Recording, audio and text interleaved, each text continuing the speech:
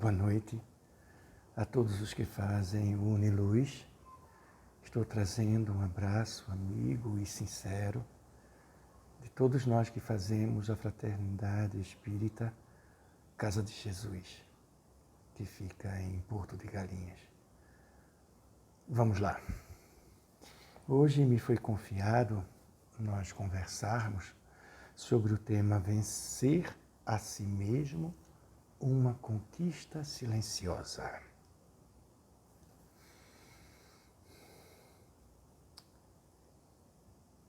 Quando estive na Índia, eu estava fazendo um curso com os lamas tibetanos. Depois que eu fiz um curso com Léo Matos em Dashamrala, eu fui fazer um outro curso 2 anos depois. E lá tivemos um dia, a convite do Lama, uma experiência com uma pequena comunidade. Pois bem, eu tinha crianças, tinha adolescentes, tinha adultos e tinham os mais velhos, né? Os considerados sábios. No mundo capitalista, velho, ele é o ponto de descarte. Né? Para muitos espíritas, ser velho é estar um pé lá e um quase cá. E eu torcendo para ficar com os jovens ou com os adultos, né? Eram muitas crianças. E aí, então, eu acho que o meu lama sentiu, não os meus pensamentos, mas a minha necessidade. E ali, então, me convidou para eu ficar com as crianças.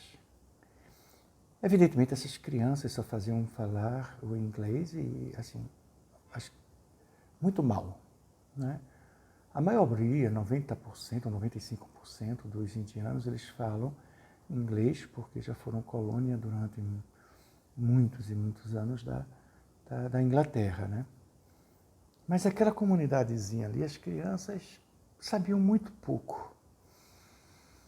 E então ele disse que para se ensinar algo não precisa da linguagem. Né? Isso está certo. E aí, então, através de gestos, de mímicas ou algumas palavras em inglês, eu convidei a todas elas para jogarmos. Né? Então, eles me perguntaram, né, qual é a finalidade do jogo? Para que o jogo? Eu disse, olha, o jogo é algo que a gente divide em o grande grupo em 2 grupos. O de cá e o de cá. E eu queria fazer com eles o jogo barra-bandeira, né? Que é interessante, movimenta, tem uma série de objetivos. Né? E então eles me perguntaram o que era necessário, né? E aí eu pedi ajuda de um tradutor. O tradutor veio e falando o dialeto deles e tentou explicar. Eu disse, olha, temos 2 grupos. Então eu expliquei a dinâmica do jogo, né? Ele disse, e para que eu ter que pegar a bandeira aqui e botar ali? Eu disse, olha, quem pega a bandeira aqui e botar ali, vai vencer. Então eles falaram para mim assim, se eu vou vencer e o outro grupo? Eu disse, eles perdem. Mas são meus amigos. Por que eu vou fazer eles perderem? Eu não quero vencer. Foi a maior lição, uma das maiores lições que eu tive na minha vida. Então, quando a gente fala em vencer a si mesmo, hoje a neurociência, em especial a psiconeuroimunologia, trata de uma forma bem diferente essa terminologia, que é uma forma de tratar diferentemente a nós mesmos. É a nossa relação para conosco. Se eu vou vencer alguma coisa em mim, algo vai perder. E por que eu tenho que perder, matar, acabar algo em mim? Vamos meditar nesse sentido. E mais, vencer a si mesmo, uma conquista silenciosa. Uma conquista. Conquista também é usada para aqueles que usam armas numa guerra para conquistar a outra nação, né? Há uma conquista de sentimentos para a paixão, da paixão o amor. Há várias conquistas. Mas a conquista, ela está sendo muitas vezes adulterada no seu real sentido. E a conquista está mesmo que a disputa, onde um vence e um perde. Então, que terminologia a gente poderia usar, né? Ao invés de vencer, né? E conquistar, né? Buscar a si mesmo um movimento de vitória. Não. Aí a gente já está condicionado. A vitória, se eu vitoriei-me, alguém perdeu. Não. Um movimento de beleza silenciosa. Agora vamos explicar o porquê. Nós estamos no mundo, vivemos num mundo capitalista. E, infelizmente, o Oriente está se ocidentalizando e eles estão perdendo muito da espiritualidade, né? E o movimento hoje da neurociência, da nova ciência, da psiconeuroimunologia, ele está centrado plenamente na busca da espiritualidade. Então, eu não tenho que vencer, eu não tenho que perder, eu não tenho que acabar, eu não tenho que exterminar nada em mim. Eu tenho que transformar, transcender a forma. Eu transcendo. Se eu tenho um processo de autossabotagem, eu vou transcender. Eu vou pegar aquela coisa, aquela situação, aquela energia que está contra mim, eu transcendo e coloco-a não só a favor de mim, mas de muitos outros. E a gente vai entender o porquê da autossabotagem. Nós vamos tentar explicar o porquê a gente tomar muito cuidado com essa questão de vencer, de conquista. E sim, nós estarmos muito atentos ao transformar, transcender a forma. Jesus foi um grande vitorioso. Ele conquistou a humanidade. O amor não conquista, se edifica. Não é algo que vai tomar a força, não é algo que vem de imediato. É uma autoeducação. É um movimento contínuo, leve, aonde não há receitas. Se eu disser a você como é amor, eu não estou lhe ensinando amor. Eu estou dizendo como eu amo.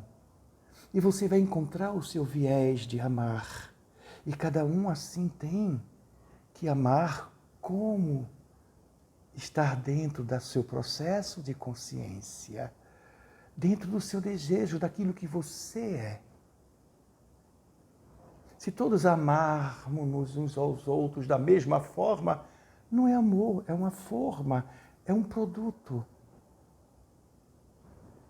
Mas aí, as intensidades de amor, a forma de amor, é uma diversidade absoluta, assim como o número de estrelas, que é o mesmo de sóis, que é o mesmo número de areias que encontramos nas praias de todo o nosso orbe, como também de todas as folhas, de todas as plantas e árvores do nosso orbe. Muito mais é a capacidade de amar. Porque cada estrela do universo tem uma média de 2 planetas para cada sol. E quantos habitantes, quantos espíritos habitam cada um desses planetas? E quantas formas de amar? Francisco de Assis amou da sua forma, Martinho Lutero amou de sua forma, Madre Teresa amou da sua forma, Irmã Dulce, Chico Xavier, Abade Pierre e tantos quantos outros. Amai-vos uns aos outros como eu vos amei. E a gente quer imitar o amor do Cristo. Não. Ele amou ágape, desinteressado, mas cada um é que vai dar o brilho do seu amor, da sua forma.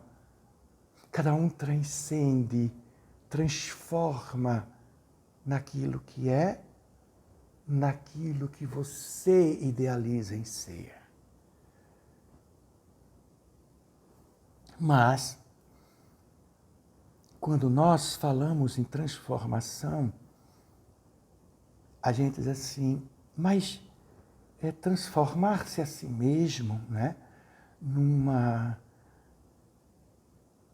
silenciosa, né? Atingir uma silenciosa, um silencioso movimento, né? Dessa transcendência, é um silencioso movimento. Mas veja, é um silencioso movimento em si. Mas quando a gente transmuta-se, transcende a forma, essa forma, ela é gritante. Se eu transformo o ódio em perdão, do perdão em compaixão, da compaixão em amor, é gritante. Se eu transformo o egoísmo, o amor que eu só tenho a mim, a mais ninguém, porque o egoísta ama só a ele, mas a ama. Num amor incondicional, é gritante. Ecoa. Ecoa não só no coração daquelas pessoas que você está amando, mas em todo o cosmos. Reza as antigas escrituras hindu, em que se você faz uma prece, todo o cosmos sente, vibra. Mas transformar, as pessoas acham tão difícil se mudar. Ah, não, não consigo. Ah, não, eu não consigo. Ah, não. É a coisa mais simples. É muito simples. É como o universo. O universo é de uma simplicidade sofisticada. E a transformação é uma sofisticação. Sim, uma sofisticação. É como uma mesa. Eu construo uma mesa, 4 pernas e um tablado. Está uma mesa. É ou não é uma mesa? É uma mesa. Bruta, tosca, mas é uma mesa. Você pode dizer que não é? Não. A gente pode ter condutas toscas, brutas, que nos fere e fere as pessoas com ferpas. Mas somos espírito. Temos uma personalidade. Temos uma individualidade. Eu. O eu sou. É a centralidade de tudo. E muitas vezes a gente se perde e não se torna o eu sou para com o que eu tenho. Quando a gente é o eu que tem, é sede e fome. Quando a gente tem o eu sou, a gente não só flore, mas produz frutos e sazonados. Porque querendo ou não querendo, a gente, por mais tosco que seja, mais bruto que seja, tudo no universo, tudo na vida nos convida à mudança. A dor. A dor é um convite profundo à mudança. A dor é um sintoma de saúde. O sintoma, a dor, é um sinal de saúde. Se o meu corpo está me dizendo que eu estou com a dor no fígado, é porque ele não anda bem. É como um painel de um carro. Alguma luzinha acende, é um sintoma. E eu vou ver, é a luz do óleo? Não. É da gasolina? Não. É a da bateria. Ah, eu não sei trocar a bateria. Ah, eu sei. Então você troca. Ah, eu não sei. Vai buscar um especialista. A dor. Ah, eu sei o que é. Então eu cuido. Ótimo. Eu não sei o que é. Vai a um especialista. Mas se você está assintomático, você não tem dor, você vai viver, o seu corpo pode colapsar e você morre. E colapsar numa leitura da medicina. Porque numa leitura transpessoal, uma leitura espiritualista, né? Colapsar é você sair de um estado e assumir um outro. É um renascer. É um ressurgir, é um transcender a forma, transformar. Precisamos nos colapsar constantemente. Então esse universo simples, mas profundamente sofisticado, você encontra em todas as partes do universo situações simples. Você encontra hidrogênio.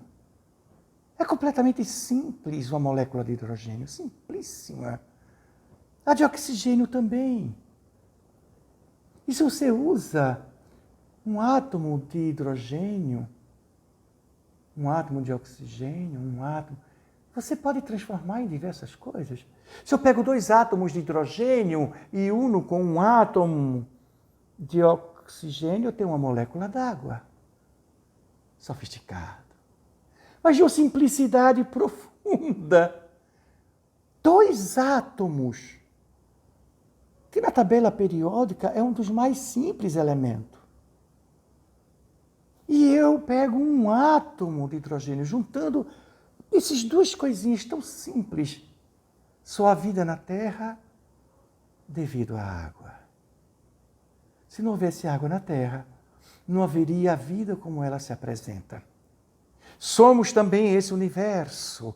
Temos essa água que vibra como qualquer água de um lago, qualquer água de um rio, qualquer água de um oceano, que se você joga uma pedra, ela gera ondas. Se você lança diante dessa água uma ideia nova, um aprendizado novo, ela vibra. Se você põe, pois, um dejecto, ela também vibra. E as vibrações, elas podem ser negativas ou positivas. Daí existir pessoas de vibrações negativas e outras de vibrações positivas. Depende do seu processo de escolha. Nós somos a nossa escolha. Somos aquilo que escolhemos. Sim. É uma questão de situacionar-se. Nós temos que nos situar. O que é situar? Eu tenho que escolher. E aquilo que eu escolher é o que vai me formar. É aquilo que eu vou ser. Depois vamos entrar nesse mérito de situacionar-se. Vamos mais adiante.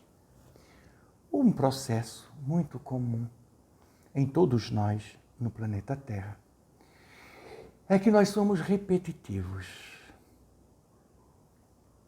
Segundo alguns espíritos dizem, e muitas religiões reencarnacionistas também atestam, que se a gente tivesse já conquistado um certo grau de adiantamento, né, no estado de consciência, nós estaríamos tendo experiências em outros mundos. Há muitas moradas na casa do Pai. Não é possível. Não é possível que a gente, por exemplo, na nossa galáxia, para atravessar ela 120 mil anos-luz, tem uma média de 400 a 800 bilhões de sóis. E hoje se contabiliza trilhões de galáxias. Existem hipergaláxias que não têm milhões de sóis, não, tem centenas de bilhões, trilhões de sóis. As megagaláxias. Sim. Mas por que a gente ainda continua nesse planeta? E por que esse planeta, ele é sempre igual?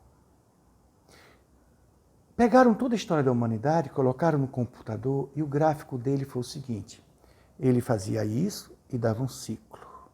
Ele caía, levantava e dava outro. Caía, levantava e dava outro. Adiantamos-nos tecnologicamente, mas somos repetitivos. 87% das guerras do nosso planeta foi por motivo religioso, por questões religiosas, repetitivos. Observe que até a briga nos lares são repetitivas com os filhos. Você já está vendo, eu já não aguento mais. Claro, de repetir, mas você sempre repete. Sempre está querendo repetir, vamos repetindo. Isso mesmo. Somos repetitivos. Mas o que é essa repetição? Será que somos mesmo repetitivos? Bom, coloquemos aqui do lado. Eu quero mudar. Nós tomamos consciência da necessidade da mudança. É o que muitos pacientes meus dizem. Eu tenho consciência disso tudo, mas por que eu não mudo? Por que eu não consigo mudar? Simples. Vamos explicar. Para haver mudança, eu tenho que dar ambiente para isso. Se eu pego uma célula-tronco ou uma célula embrionária, a mesma coisa, e coloco numa placa de Petri, e ali eu vou então colocar todo um material que assemelha-se ao nosso sangue, né? É similar a ele, e eu vou cultivar células iguaizinhas àquela célula primeira que eu coloquei ali, a célula-tronco, ou que muitos chamam embrionária, la mesma chose. E então, quando eu lanço mão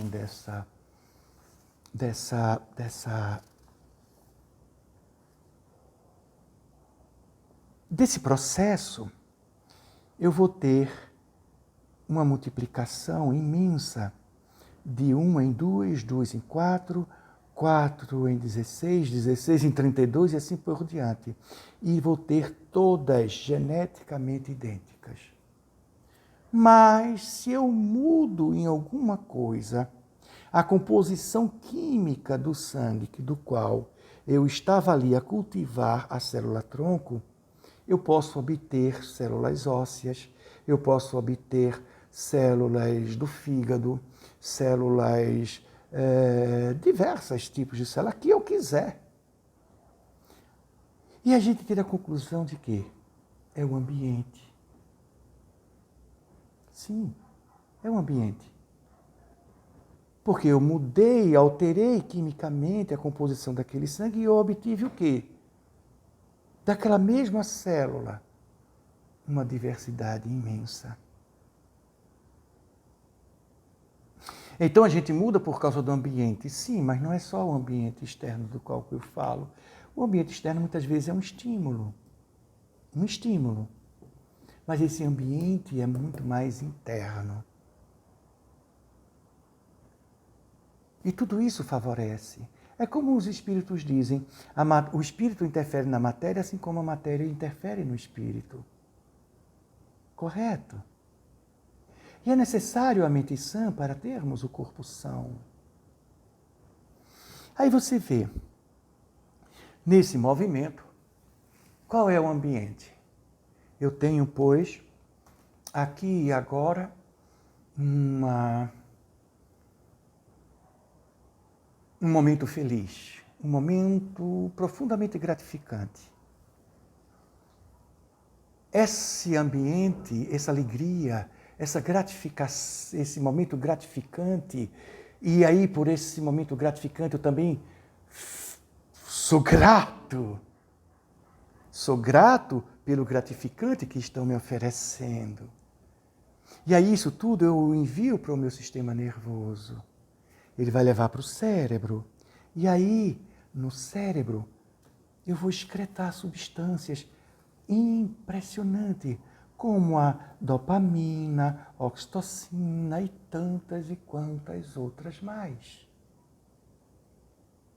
E essas substâncias, evidentemente, elas vão fazer o que em mim? Elas vão interferir nas células do crescimento. E quando minhas células mudam, como estávamos a dizer, por exemplo, em uma semana eu posso ter 50.000 células na placa de Petri. O nosso corpo nossas células estão em profundas transmutações. E aí, quando nós temos essas substâncias em todo o nosso organismo, nós vamos o quê? Rejuvenescendo. Nossas células, elas vão ser modificadas. Elas nascem mais fortes. Elas são capazes até de alterar genes. Sim, sim. Mas o contrário também acontece. Se eu entro no estado de estresse, eu encontro uma pessoa que eu odeio, esse ambiente, eu vou mandar informação para o sistema nervoso central, o sistema nervoso, ele vai levar para o cérebro, e aí eu excreto o quê?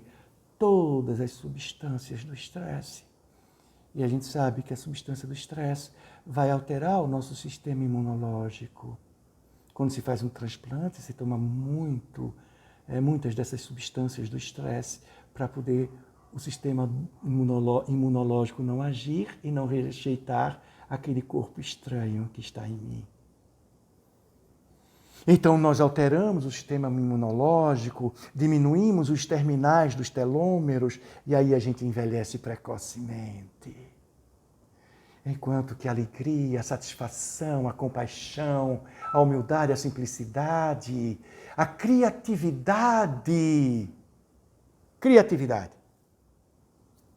o amor, modifica tudo, completamente tudo. Faz as células renascerem mais fortes, mais contentes, mais felizes. Quando eu fico feliz, todas as minhas células também ficam. Quando eu me entristeço, todas elas se entristecem comigo. É só observar uma pessoa como a gente ama. É um arrepio diferente, o coração bate, acelera, daquele queimor, altera. E como altera, e é muito gostoso.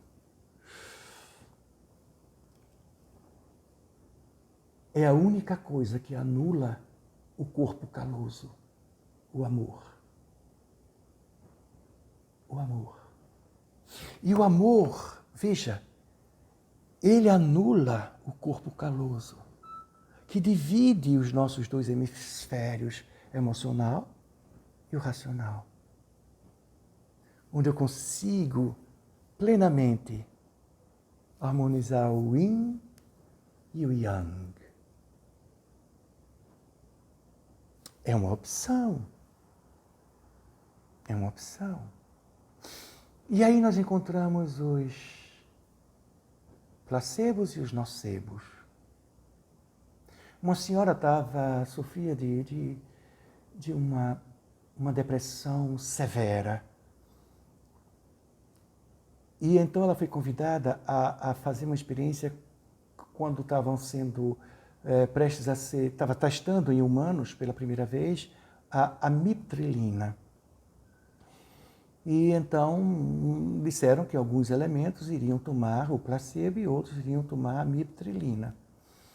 Então, antes, né, ela aceitou e assim, antes da entrevista já tinham tirado um eletroencefalograma.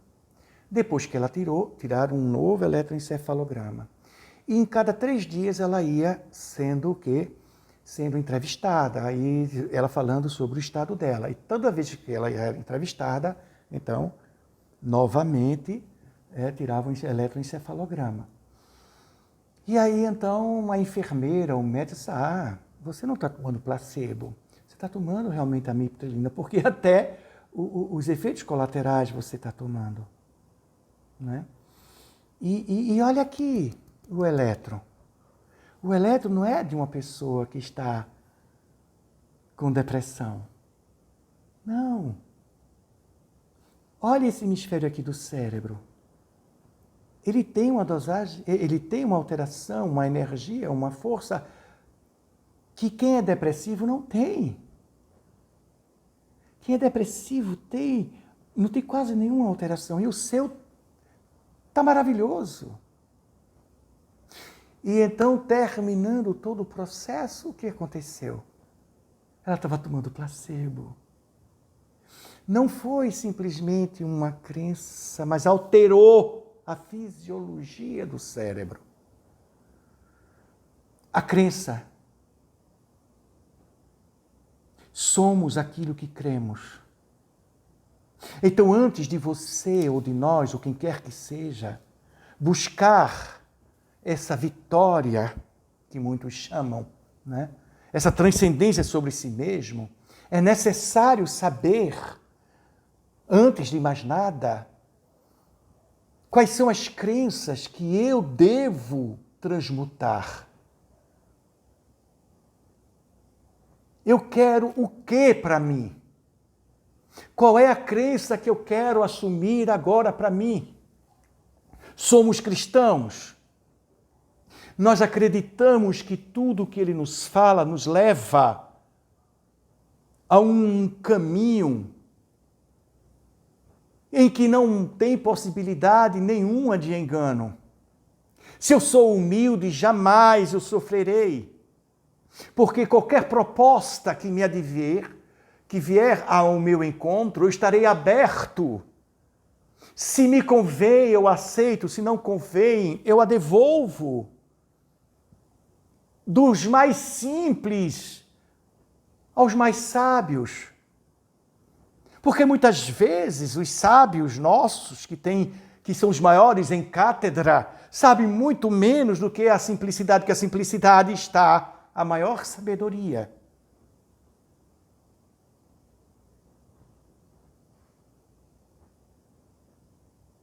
Então, para onde eu vou?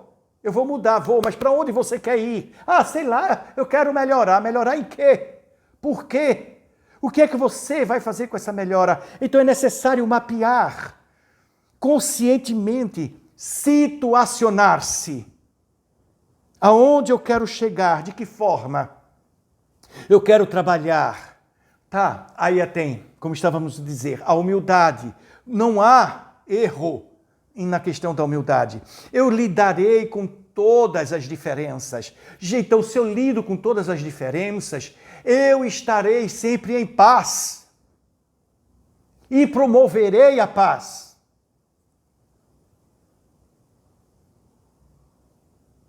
A humildade. Eu estarei aberto a tudo. Tudo me será de bom proveito, até os erros. Meus e dos outros. Eu não vou saber lidar o erro do outro. Não será um erro. Porque ela me fará observar que ele não errou, ele tentou acertar. Há uma diferença muito grande. Pai, perdoa, eles não sabem o que fazem. É aí a grande diferença. O perdão. Quando eu não perdoo, eu jamais construo nada. Por quê? Porque eu estou no passado. Se eu não perdoo, eu estou ligado ao passado. Se eu estou ligado ao passado, como é que eu posso viver o presente? Vamos entrar mais a fundo nisso daqui a poucos minutos. Como é que eu posso? Não posso, não consigo. Então quem odeia não consegue essa mudança, essa transformação, essa transcendência em si próprio. Ele pode enriquecer-se materialmente, mas enriquecer-se espiritualmente, não. Por quê? Porque está atrelado no passado. Se eu estou atrelado no passado, jamais eu consigo viver o presente. Eu tentarei. Eu posso me aperceber de mudanças e construções, mas não consigo. E assim vai, com tudo que ele ensinou, a caridade, a fraternidade, o amor, a paz. Por isso que eu digo, Jesus não tinha paz, Jesus não tinha amor, Jesus não tinha compaixão, Jesus não tinha humildade, ele não tinha, ele é.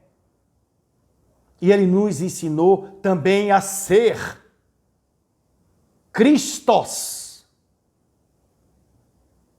Tudo o que nós temos é para tornarmos-nos Cristos. O eu interior, chamado por Carl Gustav Jung de Self.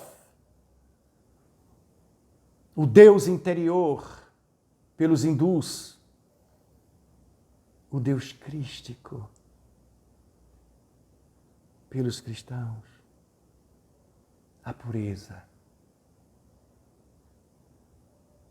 A pureza. E aí então, falávamos de situacionar-se. Aí veja, é necessário um exercício.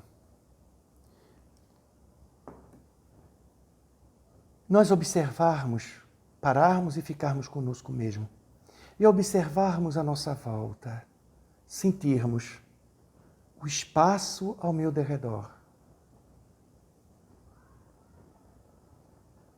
E o meu espaço, o eu espaço nariz, orelha, olhos, bochechas, maxilar, o corpo inteiro.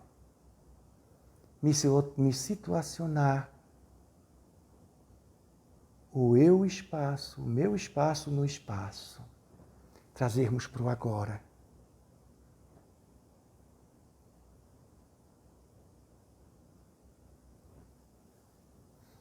Por que vivermos o agora?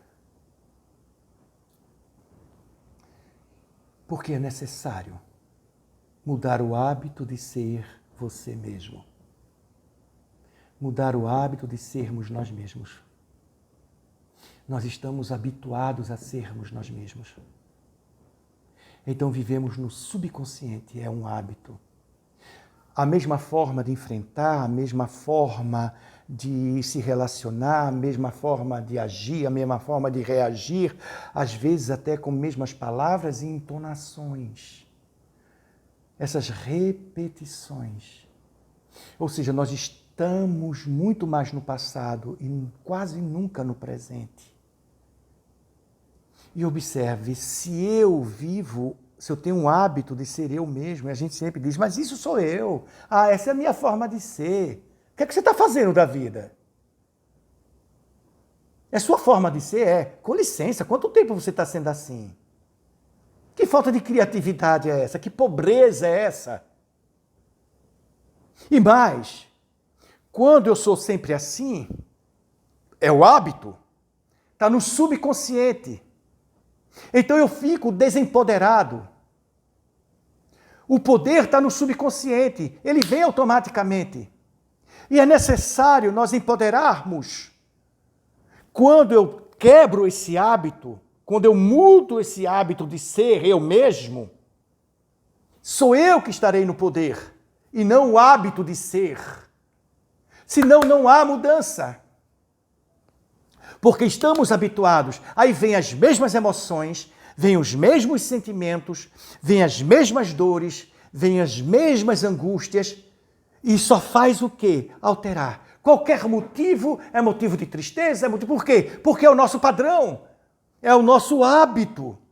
E eu fico desempoderado. Temos o poder dentro de nós.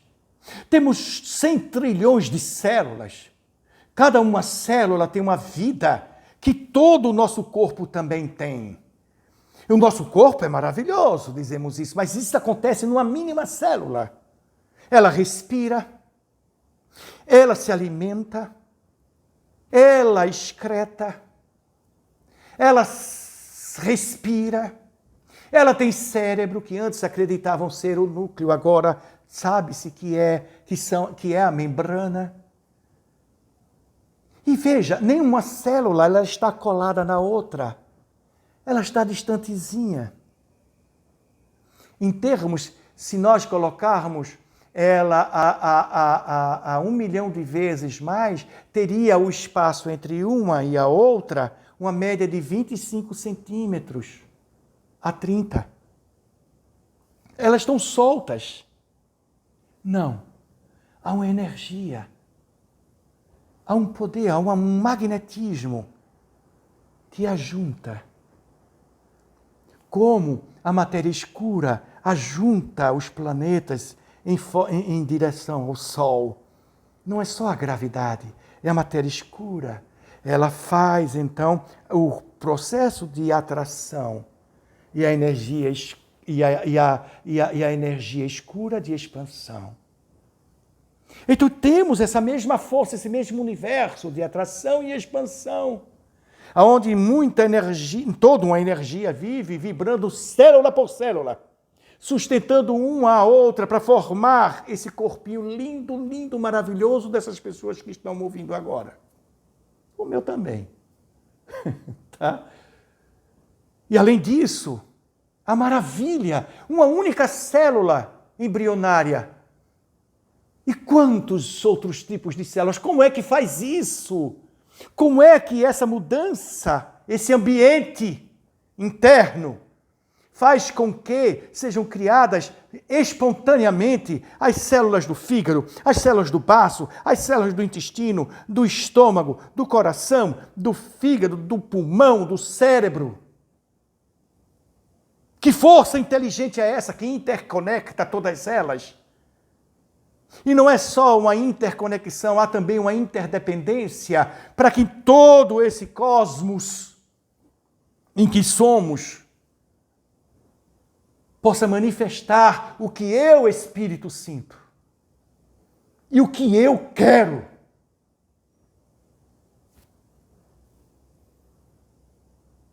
Esse poder todo que é traduzido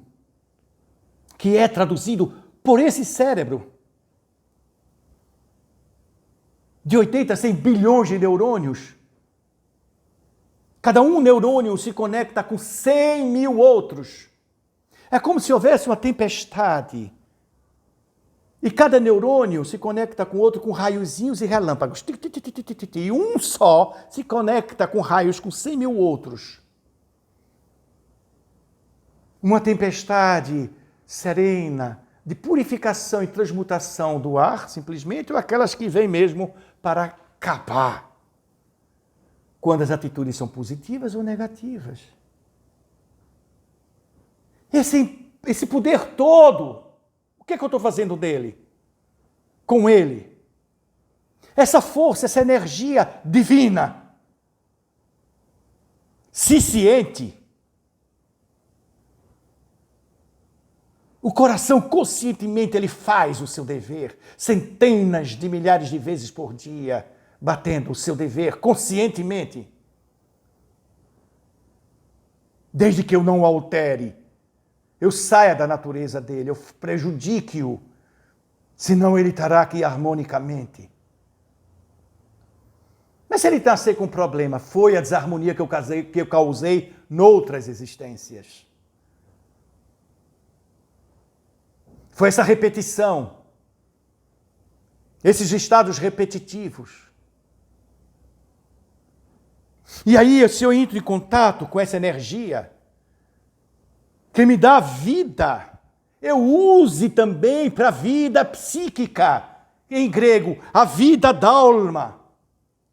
A alma ter vida, não porque ela existe, mas porque eu dei uma existência a ela. Uma existência consubstancial. Uma existência sofisticada. O corpo é altamente sofisticado, aonde ele distribui de forma precisa um corpo harmônico. E ele está pronto para viver harmonia, nós é que desarmonizamos. Se esse corpo está harmônico, ele faz a divisão perfeita, tranquila, milimetricamente perfeita, dos sais, dos minerais, das proteínas, de todas as substâncias que precisam para que mantenha-se harmônico. É muito sofisticado e que estamos fazendo com ele? Muitas vezes grosseria. Usamos essa sofisticação, essa beleza ímpar, matando, estuprando, não só físicos, há estupros psíquicos, onde violentamos a liberdade, que o indivíduo tem a sua necessidade de viver os seus gêneros. Nós estamos matando sonhos, esperanças, desejos.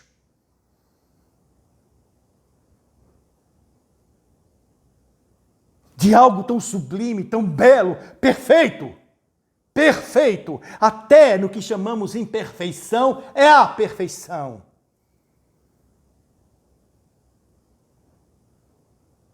Eu trabalho com diversos pacientes, com alguns pacientes especiais.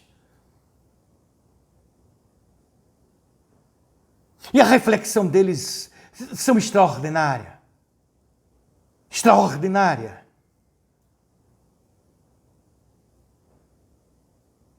E eles sentem que aquela falta que o tem é uma forma de refletir. Gente, e o que eles fazem? Eles transcendem muito mais do que nós.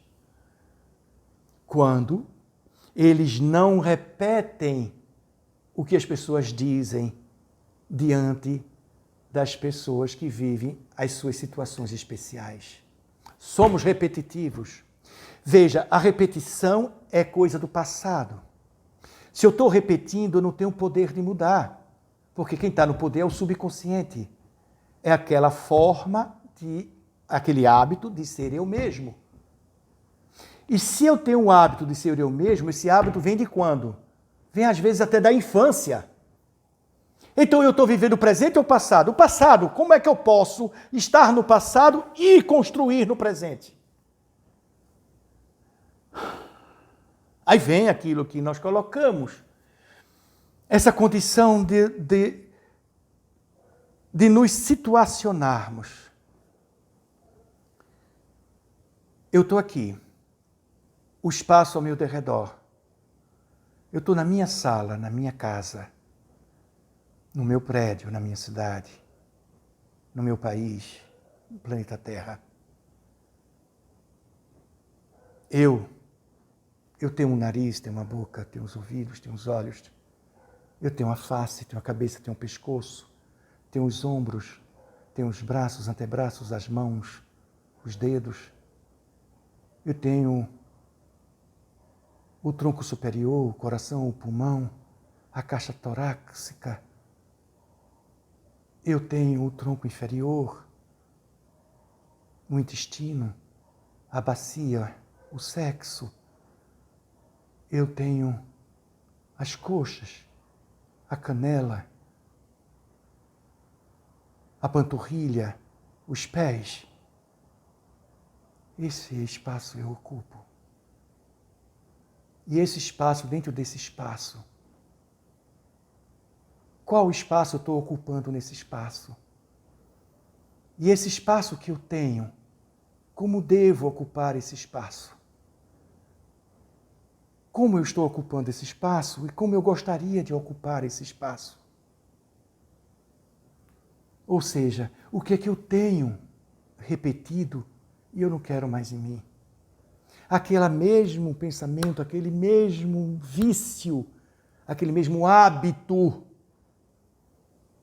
que me traz as mesmas emoções, as mesmas sensações, os mesmos sofrimentos, as mesmas consequências, os mesmos sofrimentos, o mesmo tudo. E aí você entre. O que é que causa esse meu hábito? Causa Y, Z, H, M, B. Tome consciência plenamente disso. Você quer isso para você? Não, eu não quero. E o que você quer? Aí você idealize. Mas não idealize pouco, não. Porque a força que nós temos, essa potência que temos em nós, é capaz de sustentar uma crença que, se for do tamanho de um grão de mostarda, transporta até montanhas. E aí, quando eu estou no presente, eu consigo ser criativo. No hábito, você não é criativo, você é repetitivo. Aí eu consigo criar. Eu quero ser e seja o mais belo que você puder. Busque. Ah, mas é impossível, não racionalize. Queira. E comece. E comece. Comece nesse movimento, nessa ideia. Ideoplasme. Plasme essa ideia cada vez mais. Plasme. E delineie. Eu quero um ser humilde, mas humilde em todas as circunstâncias, em todas as capacidades. E vá do mesmo jeito que você foi observar as consequências daquele hábito que só lhe trazia dores, angústias, decepções, você também, milimetricamente, veja-se você naquilo que idealizou. Veja os pormenores de tudo de bom que aquilo vai lhe trazer. Isso dá sustentação. E aí você entra em contato com o seu empoderamento. Essa sua crença, o empoderamento. Eu tenho esse poder.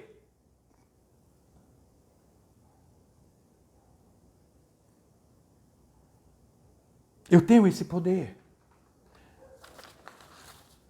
E esse poder me é tudo. Se eu não estiver empoderado, o que vai ter poder? Aí o problema tem maior poder do que eu, a situação está sendo mais poderosa do que eu, o pensamento vai ser mais poderoso que eu, o vício vai ser mais poderoso que eu. Não. Não. Eu estou no poder. Eu sou o poder. Essa é a fé humana. E aí a gente tem que pedir na fé divina. Mas não peça para ele fazer por você, peça força para você atuar em você. Existiu, pois, um médico na Segunda Grande Guerra, Dr. Henry Becker, que de repente acabou todas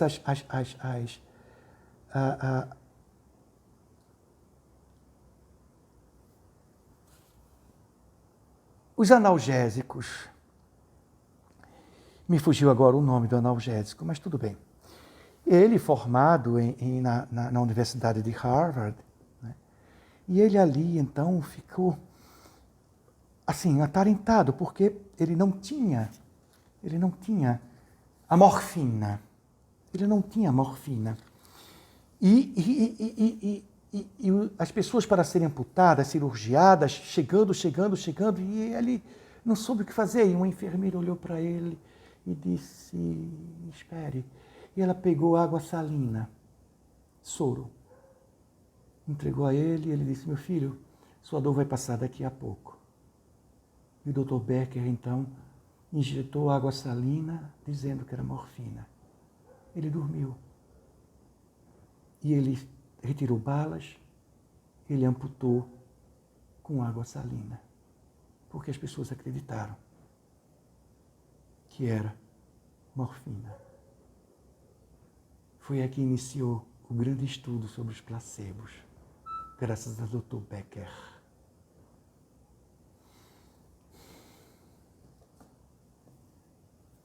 E você está acreditando o quê? Às vezes a nossa crença é tudo que os nossos pais disseram de 1 ao 8º ano de idade. Aí sim eu entendo Jesus quando ele diz, se você não deixar seu pai e sua mãe para me seguir, não é digno de mim. Ou seja, se você não se libertar das crenças antigas,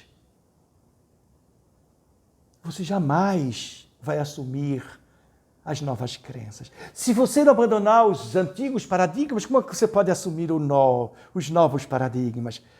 Mas a humanidade adora uma crença depressiva, um nocebo. Se tem um placebo, tem um nocebo, o inverso. Você tomando uma medicação, não acredita que ela faz efeito. E muitos dizem, isso aqui é feito água. Ou então assim, eu não acredito, eu não consigo fazer isso, eu não posso fazer isso. Não, não, não, não, só noutra existência. Mentira! Você pode! Você pode. É só empoderar-se, exercitar-se com afinco, centrar-se. E aí você passa a exercitar. Depois do exercício, você então fica prático e um dia será imanente na sua vida. Sim, o que é que você está acreditando em você? Ou o que você não está acreditando em você? Quais são as crenças que você precisa alterar? Você tem que renovar-se. Tudo aquilo que você aprendeu, você utiliza ou utilizou para modificar as suas crenças. Aquelas crenças que são reais, você já deu uma nova dimensão a ela. E aquelas crenças que não são reais, por que ainda não as transmutou? Sim. Mude o hábito de ser você mesmo. Isso é um desempoderamento. É aí onde nós entramos na autossabotagem. Temos o poder. Temos o poder, igual aqueles soldados acreditando na morfina, aquela senhora que estava tomando placebo, acreditando ser uma mitrilina e tantas outras coisas mais. Ao tocar na veste, uma hemorroísa ficou limpa e ele disse, eu não vi maior crença, maior fé em toda Israel. Quem é? Ele quis conhecer aquela força, aquela coragem, aquela dinâmica. O senhor Hippolyte Léon Denis Arrivaille, no século XIX, conclamava a gente a esse empoderamento, a gente mudar o hábito de ser você mesmo. Na seguinte frase, hoje, melhor que ontem, amanhã, melhor que hoje. Irão me ver mais adiante, não com essas mesmas palavras, não com esses mesmos ensinos, com novos ensinos. Irão me ver diferente, muito diferente. E é esse o desejo, que eu quero vê-los todos muito diferente, sem hábitos de ser aquele ser que você está há anos, há décadas. Não. Mude. Mude o hábito de ser você mesmo. Saia do mesmismo e tenha o poder criativo, previva o presente, nunca no passado. Se você vive no passado ou vive no futuro, o presente apodrece. Mantenha o presente vivo. E aí, então, os insights. O lobo frontal acende a criatividade, a transcendência. Está lá comprovada na ressonância magnética estática. Quando você medita nas emoções construtivas, o lobo frontal acende. Que coisa linda. Vós sois luz. Ele disse, brilhe a vossa luz. 2 anos a gente já deveria estar brilhando. Basta de sermos opacos, basta de sermos grotescos, mesquinhos, sejamos criativos, sejamos abundantes, sejamos sofisticados, como sofisticado é nosso corpo, como sofisticada é a psique, como sofisticada é a alma, é o espírito, como sofisticado é o nosso Pai Celestial. Desejo a todos muita paz e, acima de tudo, mude a forma, o hábito de ser você mesmo. Namastê. O meu poder interior, meu Deus interior, saúda o seu poder, o seu Deus interior. Muita paz.